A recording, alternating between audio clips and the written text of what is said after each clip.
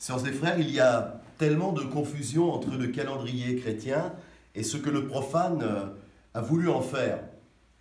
Et la Toussaint a été, ces dernières années, grimée en une sorte de singerie américaine vantant les mérites de squelettes aux formes les plus horrifiantes sous le nom d'Halloween. Alors bien sûr, cela peut nous permettre d'accueillir des petits monstres en quête de bonbons, mais nous préférons leur petite bouille d'ange à ces masques venus d'outre-tombe, vous le comprendrez. En même temps, comme je suis de ceux qui pensent que l'on peut rire de tout, on peut aussi rire de cela, après tout.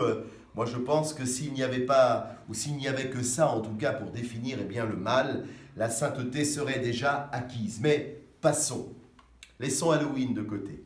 La Toussaint, que nous célébrons aujourd'hui, ce n'est pas la fête des morts. D'ailleurs, la mort n'est pas fêtée dans l'Église. Parce que le 2 novembre, c'est-à-dire demain, nous commémorons les fidèles défunts. Ce n'est pas la fête de la mort.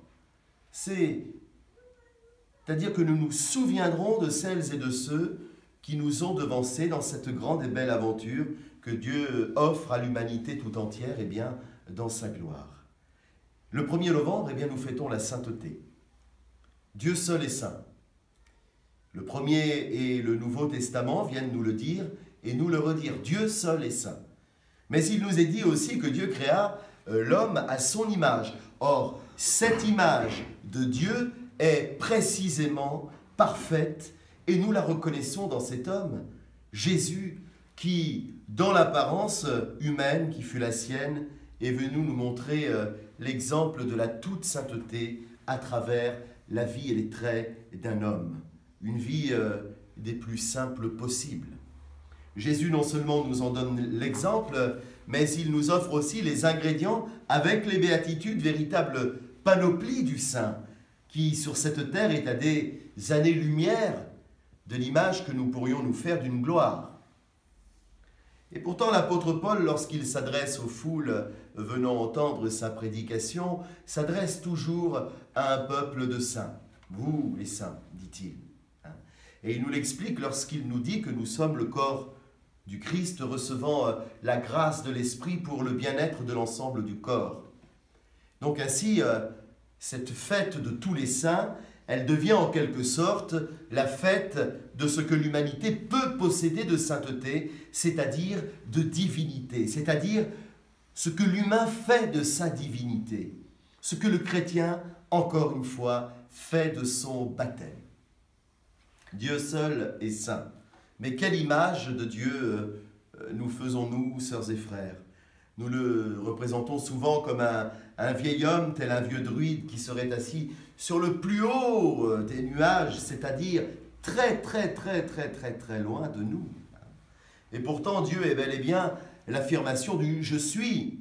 Et ce « je suis », c'est moi personnellement, dans cette relation intrinsèque et personnelle que je peux avoir avec lui.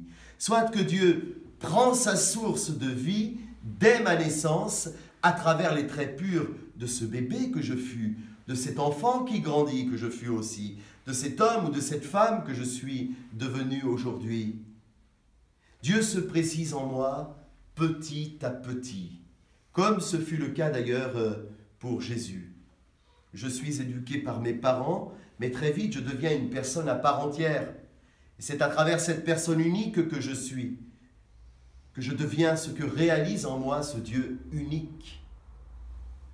C'est donc de cette sainteté-là qu'il faut parler. La présence de Dieu en moi, en nous, fait qu'il n'est pas ce vieil homme placé tout en haut du ciel sur son nuage, mais cet homme nouveau qui chaque jour me renouvelle, me transcende. Parfois je l'entends, parfois je ne l'entends pas, parfois je ne l'entends jamais. Alors se mêlent en moi les légendes et la réalité, et la confusion va s'installer et provoque dans ces cas-là ce que l'on appelle le doute. Moi qui rêvais d'un Dieu qui peut tout, qui peut plus que moi, je me rends compte que ce Dieu est en moi. Or, comme j'ai si peu confiance en moi, je perds alors forcément la confiance en Dieu. Parce qu'en allant le chercher sur le dernier des nuages, tout là-haut, je me trompe tout simplement de Dieu, je l'évite, je le rate. je passe à côté de lui sans le voir. Mais parfois j'ai trouvé dans mon moi profond la porte du ciel. Parfois même j'arrive tellement à le ressentir que je l'entends. Il m'avise et je l'avise, disait le saint curé d'Ars. Un dialogue s'installe alors. Certains appellent cela la voix de leur conscience, d'autres prennent alors justement conscience que Dieu est en train de leur parler au cœur. Bien, c'est un peu ça, la sainteté au final. C'est de savoir capter ce Dieu d'amour en nous et le faire grandir en esprit et en vérité à travers l'exemple du Christ dans l'acceptation de se laisser pénétrer par l'Esprit Saint. Laisser Dieu faire en nous, c'est obtenir la béatitude. C'est laisser ces béatitudes que l'on vient de proclamer, ces béatitudes de pauvres, de rejetés, d'exclus, agir en nos vies. C'est obtenir la gloire de Dieu qui n'est pas une gloire éphémère, mais au contraire, une gloire éternelle qui un jour se fondra en lui pour que nous ne devenions alors plus qu'un avec lui, à l'image du Christ ressuscité dont nous sommes les membres du corps. Attention, Paul nous dit que nous sommes le corps du Christ. Petite parenthèse quand même, pas le corps meurtri de la croix, mais le corps de gloire qui est sorti vivant du tombeau. Il faut savoir là, et toute la différence, parce que la mort fut l'affaire de Jésus, il l'a vécu dans des conditions horribles, mais la vie, c'est l'affaire de Dieu qui a prouvé que lui aussi était capable de mourir ici-bas pour vivre à tout jamais et être élevé dans la gloire. Ça, ce n'est pas uniquement l'affaire de Dieu, mais c'est la nôtre. L'histoire du Christ, c'est notre histoire. Vivre les béatitudes, ressentir la présence de Dieu au plus profond de nous et dialoguer continuellement avec lui. Mourir parce que tout ce qui se voit avec des yeux n'est qu'éphémère, mais déjà être dans la gloire de Dieu avant et après la mort, ce qui n'était pas le cas de toute l'humanité d'avant le Christ. C'est la raison pour laquelle Jésus, nous dit le credo, est descendu aux enfers. Il est descendu au séjour des morts afin de racheter toute l'humanité d'avant lui pour constituer ce que nous appelons aujourd'hui la communion des saints. Cette communion des saints, c'est pas seulement, ou plutôt elle est en osmose avec celles et ceux qui nous ont précédés et celles et ceux qui viendront aussi après nous. Eh bien, c'est comme cela que nous célébrons la communion des saints aujourd'hui. La sainteté, ce n'est pas uniquement celui ou celle qui, de par sa vie, va être un exemple. C'est aussi ce à quoi Christ appelle le pécheur. Soit que, eh bien, c'est celui qui a compris que c'est ce chemin-là qu'il faut prendre. Même si, comme vous et moi, il s'en égare souvent. Vous savez, mes frères et mes sœurs, nous vivons une heure très grave pour le monde.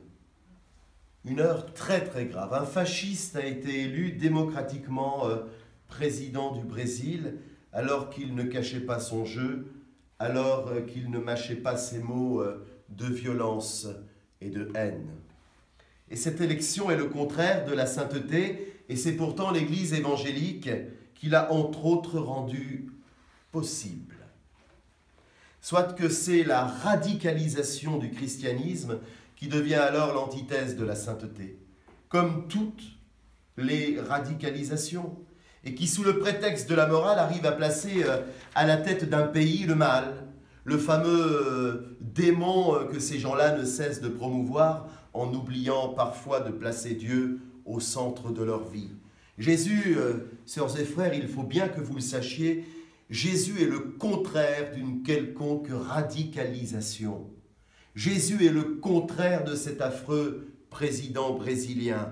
Jésus se fait l'ami du pécheur, se fait l'ami de l'exclu. Jésus est tout amour pour ces gens-là. Aussi celles et ceux qui osent affirmer qu'ils sont dans le réveil évangélique feraient bien d'accueillir au lieu de juger et de condamner. Feraient bien d'aimer au lieu de penser que eux seuls ont la vérité.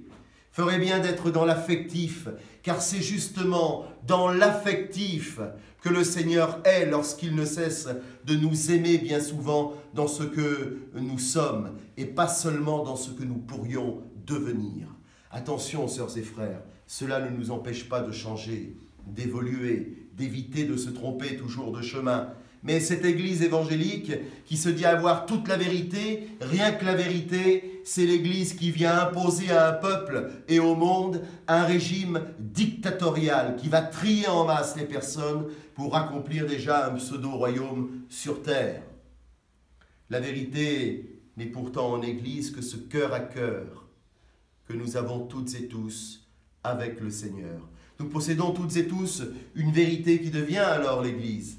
Parce que nous partageons ce cœur à cœur, parce que nous témoignons aux uns et aux autres notre expérience, cette si belle expérience que nous avons toutes et tous avec lui. Jésus ne nous demande pas, de ne pas rester nous-mêmes. Il nous demande seulement de mettre un peu de lui dans nos vies. Le Père se chargera ensuite de nous transcender par son esprit. Eh bien, voyez-vous, les béatitudes aujourd'hui nous invitent à la sagesse, à l'humilité, mais aussi à avoir une place de choix dans la force de Dieu. Alors, prions, oui, prions pour ce monde qui même, en Église, arrive parfois à faire n'importe quoi. On ne doit jamais se radicaliser au nom de la foi. La foi en Christ, c'est l'inverse de la radicalisation. Parce que c'est une foi qui s'invente jour après jour dans cette relation d'amour que nous avons avec lui. Se radicaliser, c'est s'enfermer. Et c'est donc laisser la place à la solitude. Or, on ne peut pas vivre l'évangile dans un huis clos. La sainteté nous est offerte si nous savons aimer et être aimés. Juste ça, rien de plus. Mais c'est un essentiel que Christ n'a jamais cessé de nous dire et de nous redire. Elle est là la vérité de l'Évangile. Ne pas juger et accueillir en aimant gratuitement. Réjouissez-vous, soyez dans l'allégresse, parce que votre récompense est grande dans les cieux, nous conclut cet Évangile que nous avons entendu. Alors surtout, n'ayez pas peur de sortir de vos tombeaux, nous sommes vivants. C'est la bonne nouvelle du jour de la fête de tous les saints. Nous sommes vivants. Et de par les béatitudes, et Christ qui a vaincu la mort, eh bien, nous ne serons plus jamais morts. Alors, dans cette simplicité, avançons sur le chemin de la sainteté. Quant aux églises qui nous disent « c'est comme ça et c'est pas autrement », elles sont souvent sur le chemin, une fausse piste qui nous conduise sur une fausse route. Car la vraie route, celle de Jésus, elle indique toujours le même panneau. C'est par ici, viens comme tu es. Amen.